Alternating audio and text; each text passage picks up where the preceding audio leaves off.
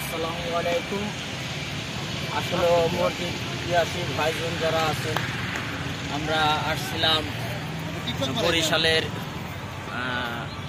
কোন জায়গা জানো, বরিশালের গুটিয়া মসজিদ। আসলে দেখার মতো একটি পরিবেশ, খুব সুন্দর লাগলো। তো এখানে আসলে ভাগ্যকর মতো আমরা নামাজের সময়টি পাইনি এসে, তারপরেও দেখে ঘুরে শুনে দেখলাম খুব ভালো মসজিদটি। নিদর্শনগুলো খুব সুন্দর, আশ্চর্য। মিনার একটি খুব বড় একটি মিনার, খুব সৌন্দর্য মসজিদটি। আসলে কি বলবো, এখানে খুব সুন্দর একটা পরিবেশ ঘোরার মতো।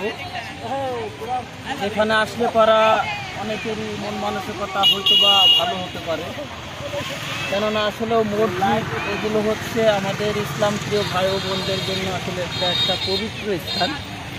এখানে আমরা সকলে মুসলমানের জন্যই কিন্তু এখানে পরিবেশটা অনেক সৌন্দর্য।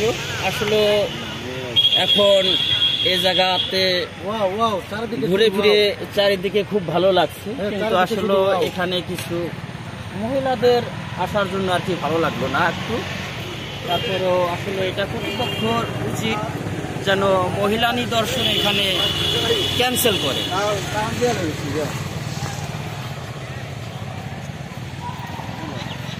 আর কি বলবো, আমরা এখান থেকে সরাসরি চলে যাব সারসিনা পাক দরবার শরীফে।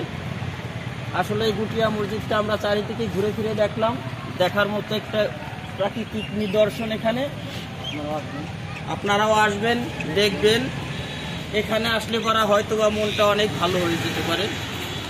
কি বলবো ভাই, মসজিদের ব্যাপারটি আসলে অনেক সুন্দর, যা না দেখলে পরা কেউ বিশ্বাস করতে পারবেন না। এটা বাস্তবে অনেক সুন্দর মসজিদটি। তো ওখানে আমরা আমাদের পাবেল ভাই আসছে, তারপরে আমাদের জাকির সাহেব আসছে, আলমগীর সাহেব আসছে। এই ছবিটা দেখাই দিও কিন্তু। তারপরে আমাদের সম্রাট মিয়া আসছেন, যিনি মিয়া পরিবার থেকে আগত। আসলে যার কথা না বললেই নয়, আসলে ভ্রমণ।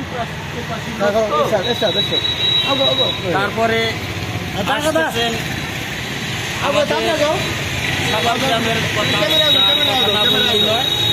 অনেক ভালো মনের একটা ছেলে হোসাইন মোহাম্মদ এরশাদ, তিনিও আসছেন আমাদের সঙ্গে মসজিদটি দেখার জন্য।